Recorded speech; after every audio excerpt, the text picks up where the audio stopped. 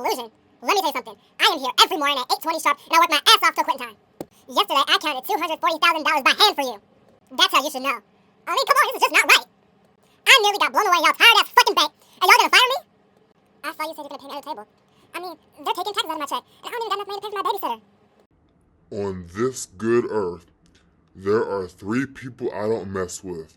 The I, the aura, and the S. Look, if you don't like working for Luther's janitorial, then why don't you take your broke ass home? Otherwise, shut the fuck up and get back to work. Assalamu alaikum, brothers and sisters. Michael Jada next here, and today I'm doing another movie review. Yesterday I recorded the review for Romeo Must Die for Aaliyah's 24th death anniversary. In this video I'll be reviewing the F. Gary Gray film Set It Off.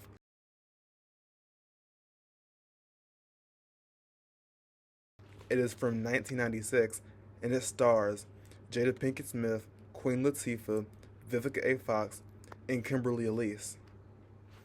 It is about 4 women living in LA who fall on hard times. Specifically, Lida, Stony, played by Jada, is trying to send her brother to college because he didn't get a scholarship, but then he ends up getting killed by the police. Cleo is just about that life. She doesn't have that much of a story. She is a really gangbanging lesbian. And she is definitely, oh, what the heck, about that life. Like, you know what I'm saying. You watch the movie, you know what I'm saying. But it's kind of hard. She didn't have that much of a story. Yeah, that's Cleo, or Cleopatra. Frankie, real name Francesca, is a former bank teller who got fired from her job because somebody she knew was robbing the bank she worked at. And now they automatically think that she had something to do with it, and she didn't follow the proper procedure, which nobody else did, but then they let her go. Wow, okay. And then Tisean, TT, played by Kimberly Elise, who is a single mother to a young child, and now all 4 women are working at Luther's janitorial service with the asshole boss Luther. Frankie has to start working there after she loses her bank teller job. While on the job, TT had to bring her son to work with her because she can't afford the babysitter anymore. And while they're working, he gets into some chemicals, has to go to the hospital. The next thing you know, the state has to take her son away from her because they don't see her as a fit mother. So now everybody has stress on them, and they really need money because they barely make jack shit at that Luther janitorial place. You know, Cleo's about that life, so she wants to make fast, easy money, and Frankie wants revenge against the bank for firing her, and they need the money anyway, so they want to rob the bank. Now, Stony and TT are originally reluctant because that's not what they wanted to do. Like, they just want the money. They didn't want to get in trouble or nothing.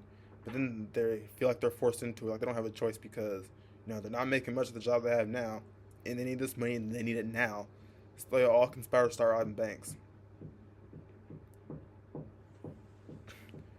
Now, the first time they do it, it's all good. Like, they have disguises, they have the guns. Like, everybody on the ground, take the money.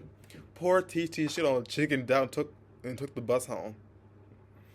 Nah, I was thinking, poor TT. She don't want nothing to do with this. Like, she's sweet, a little naive, but she's gentle. She wouldn't really do nothing like this.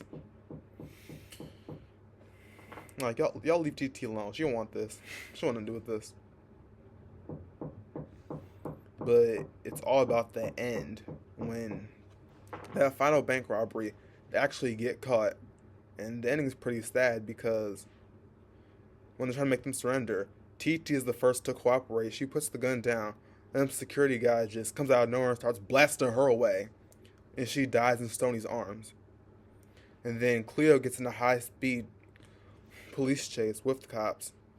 They fire bullets at her car. Nothing hits her.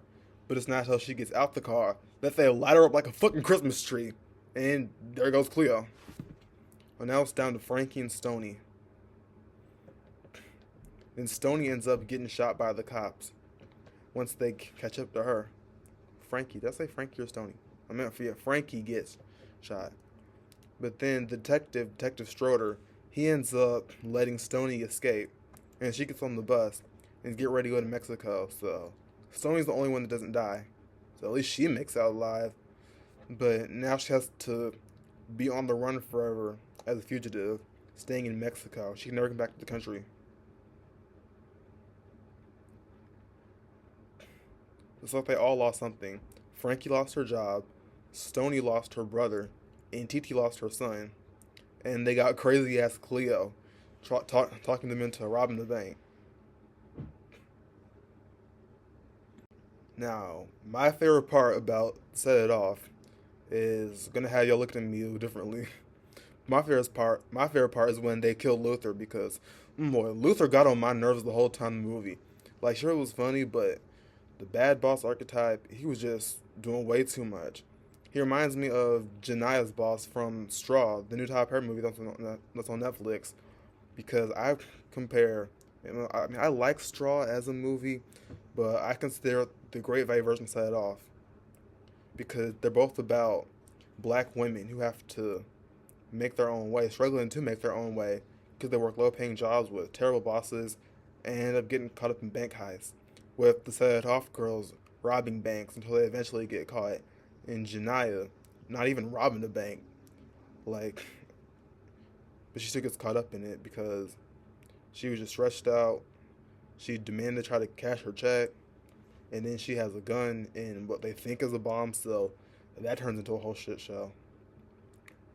So yeah, but I like when both bosses get killed because I think they both deserved it. I don't care who thinks I might be crazy for saying that. Who gives a fuck? Yeah. Yeah, but what I didn't like is that everybody except Stony died because I did want to see them get away. I mean, obviously, like, they probably wouldn't end up getting away with all this. I mean, Stony did, but at what cost? Yeah, but that was pretty sad how her three friends ended up dying because even though you kind of expect them not to get away, you still want them to get away. Like, you don't consider them villains. So, when they get this, it does not feel deserved.